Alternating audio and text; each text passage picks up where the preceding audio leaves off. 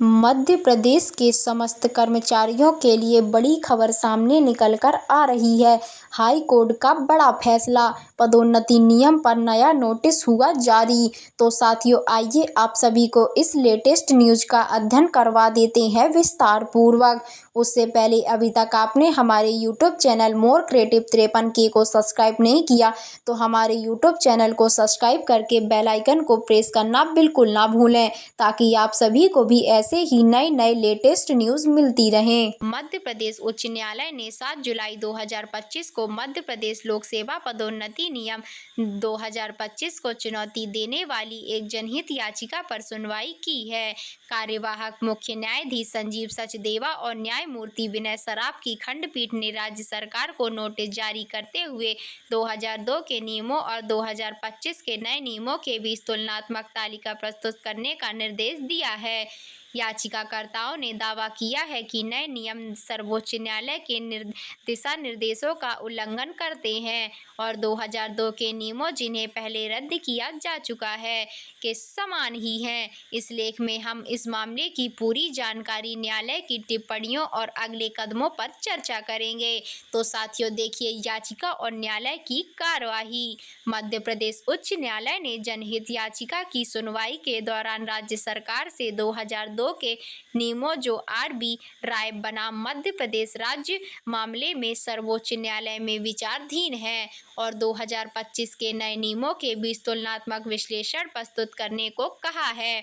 याचिकाकर्ताओं का तर्क है कि 2025 के नियम संवैधानिक प्रावधानों, विशेष रूप से संविधान के अनुच्छेद 16(4)(a), 16(4)(b) और 335, साथ ही एम नागराज मामले में सर्वोच्च न्यायालय द्वारा निर्धारित दिशा निर्देश का उल्लंघन करते हैं। याचिकाकर्ताओं ने बताया है कि 2002 के नियमों को मध्य प्रदेश उच्च न्यायालय ने पहले रद्द कर दिया था, क्योंकि वे संवैधानिक प्रावधानों और सर्वोच्च न्यायालय के निर्णयों के विपरीत थे। इसके बावजूद राज्य सरकार ने मामूली बदलावों के साथ 2025 में नए नियम लागू किए हैं, जो याचिकाकर्ताओं के अनुसार पुराने नियमों की नकल है। तो साथियों, देखें सर्वोच्च न्यायालय में लंबित मामला। आर.बी. राय बनाम मध्य प्रदेश राज्य WP संख्या 1942 या 2011 मामले में मध्य प्रदेश उच्च न्यायालय ने 2002 के नियमों को असंवैधानिक घोषित किया था। इस फैसले को राज्य सरकार ने सर्वोच्च न्यायालय में चुनौती दी है, जो अभी भी विचाराधीन है। सर्वोच्च न्यायालय ने एक अंतिम आदेश में राज्य को आरक्षित वर्ग के पदोन्नत उम्मीदवारों के लिए यथास्थिति बनाए रखने का निर्देश दिया था। याचिकाकर्ताओं का दावा है कि इस अंतरिम आदेश के कारण सभी उच्च पदों पर आरक्षित वर्ग के उम्मीदवार आसीन हैं, जिससे सामान्य वर्ग के कर्मचारियों के लिए अवसर सीमित हो गए हैं। न्यायालय ने राज्य सरकार के नए नियम बनाने के निर्णय पर कड़े सवाल उठाए हैं। पीठ ने टिप्पणियां की, जब 2002 के नियम सर्वोच्च न्यायालय में विचाराधीन हैं, तो नए नियम बनाने का कोई औचित्य नहीं है। अदालत ने पूछा, अगर मामला सर्वोच्च न्यायालय में लंबित है तो आप नए नियम कैसे बना सकते हैं? फैसले का इंतजार क्यों नहीं किया गया?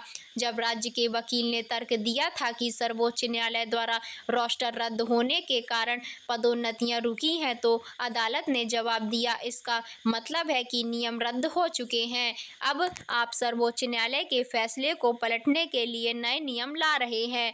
राज्य सरकार ने सफाई दी है कि नए नियम सर्वोच्च न्यायालय के दिशा निर्देशों का पालन करने के लिए बनाए गए हैं, न कि पुराने फैसले को पलटने के लिए। हालांकि न्यायालय ने इस तर्क को खारिज करते हुए कहा है कि पहले आर.बी. राय मामले में अपनी चुनौती वापस लें या सर्वोच्च न्यायालय में इसका निपटारा करें।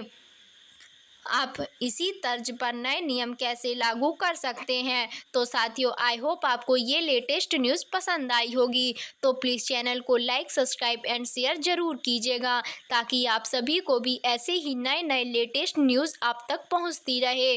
तब तक के लिए धन्यवाद। Thank you for watching.